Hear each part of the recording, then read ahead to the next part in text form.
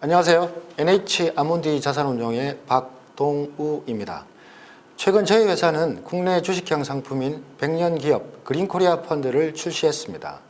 이름처럼 지속적으로 성장할 수 있는 기업, ESG와 그린 분야에서 앞서 나가는 기업을 찾아 투자하겠다는 상품입니다. 투자와 관련한 일을 하는 사람들이 느닷없이 그린에 관한 환경 얘기를 하면 낯설게 보일 수 있습니다. 지구 환경과 나의 투자가 무슨 관계가 있는가 하고 반문할 수 있습니다. 환경과 투자의 상관관계는 1입니다. 환경을 생각하지 않고서는 앞으로 어떤 기업도 지속적으로 성장할 수 없습니다.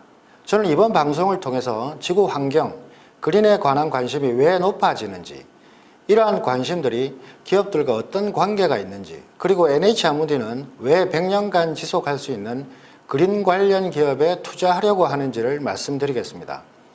3회분의 방송을 다 보고 나면 그런 거구나 하고 공감하시리라 생각합니다. 첫 시간으로 먼저 코로나 얘기를 안 할 수가 없는데요. 우리는 2000년대에 들어와서 4번의 큰 바이러스를 경험했습니다.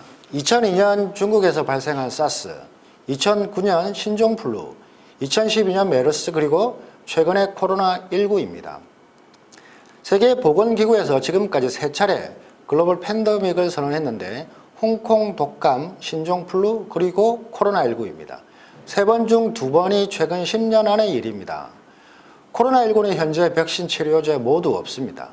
메르스는 백신이 개발되기 전에 자연적으로 소멸해 지나갔지만 코로나19는 전염성이 매우 강하고 후반부로 갈수록 독성도 강해서 기존 바이러스와 전혀 다른 모습을 보이고 있습니다.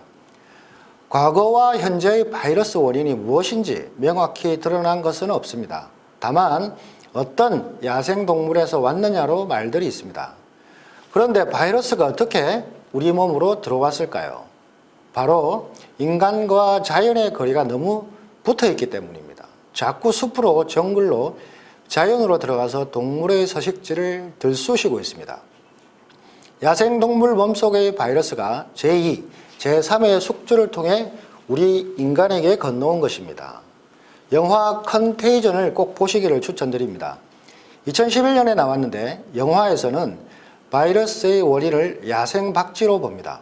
박쥐의 배설물을 돼지가 먹고 그 돼지를 요리해 사람이 섭취함으로써 감염돼서 전 세계적으로 번져나간다는 스토리입니다. 강력한 바이러스가 단순히 박쥐 때문이냐 아니냐를 따지기보다는 야생동물 몸속의 바이러스가 우리 인간에게 전염된 근본적인 원인이 무엇이냐에 초점이 맞춰져야 합니다. 코로나19로 인한 경제적 충격은 매우 큽니다. 우리나라의 자영업자 비율이 25% 정도 됩니다. OECD 평균이 15%, 미국은 6% 수준입니다. 우리가 미국보다 4배 이상 많습니다. 우리 주변 이웃들의 살림살이 충격이 어느 정도인지 어렵지 않게 알 수 있게 됩니다. 주요 국가별 GDP 성장률을 살펴볼까요? 전분기 대비 플러스 성장을 기록한 나라는 중국이 유일합니다. 우리나라가 마이너스 3.2%로 중국 다음입니다. 북유럽 국가를 비롯해 일본, 미국, 독일 모두 큰 폭의 마이너스입니다. 영국은 20%가 넘게 빠졌습니다. 바이러스가 우리의 생활 건강, 보건을 넘어서 경제에 이토록 충격을 미치고 있습니다.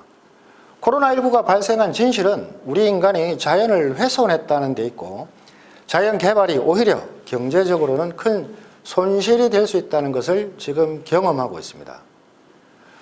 코로나19가 참 무섭습니다. 하지만 더 큰 위험이 있습니다. 바로 우리 인류가 당면한 가장 큰 위험, 지구온난화로 인한 기후변화입니다. 인류의 지속성장 가능성과 관련해 가장 중요한 아젠다입니다. 지구온난화는 온실 효과로 인해 발생하는데 지구에 대기권이 없으면 지표면의 온도는 영하 20도까지 떨어지게 됩니다. 대기권은 여러 온실기체로 구성되어 있는데 지구가 방출하는 에너지를 받은 후에 이를 다시 지표면으로 내보냅니다. 이 덕택에 지구의 평균 온도가 15도 내외로 높아지게 됩니다.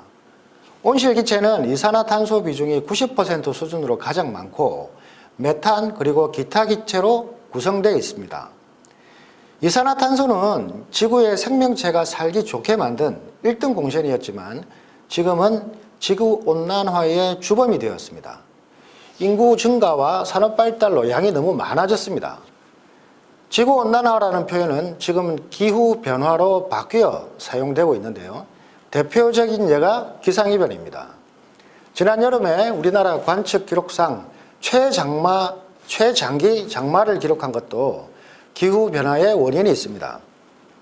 얼마 전에 있었던 호주 산불 다들 기억하실 텐데요. 작년에 발생해서 올해 2월까지 6개월 동안 우리나라 남북 한 크기의 숲을 태워버린 초대형 사건입니다. 우리가 좋아하는 코알라의 90%가 사라지기도 했습니다. 호주 산불의 원인은 기후변화에 기인한 이상고온과 가뭄 때문이었습니다. 지금 기후변화에 대응하는 것이 최대 우선순위가 되었습니다. 주요 선진국가를 중심으로 기후변화에 대응하기 위해 산업 전 분야에서 법령을 새롭게 만들어내고 있습니다.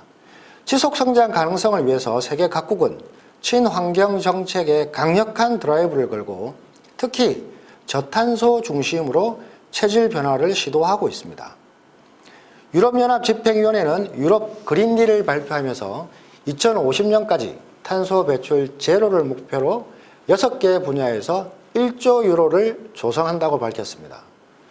우리나라 대표 기관 투자자인 공무원연금과 사학연금은 공동으로 탈석탄 투자를 선언했고 유럽투자은행과 프랑스 개발청 등은 석유와 석탄, 이와 관련한 모든 투자 활동을 중단한다고 발표했습니다.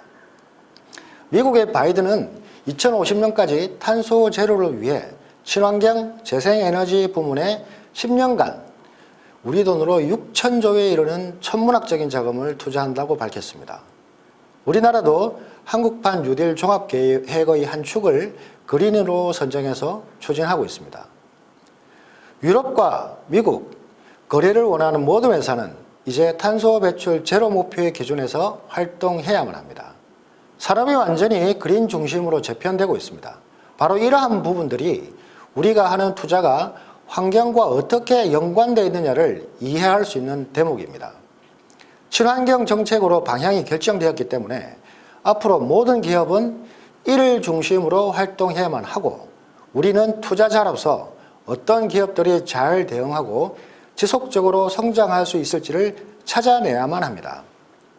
다음 시간에는 기후변화에 따라 산업의 생태계가 어떻게 바뀌고 있는지를 살펴보겠습니다. 감사합니다.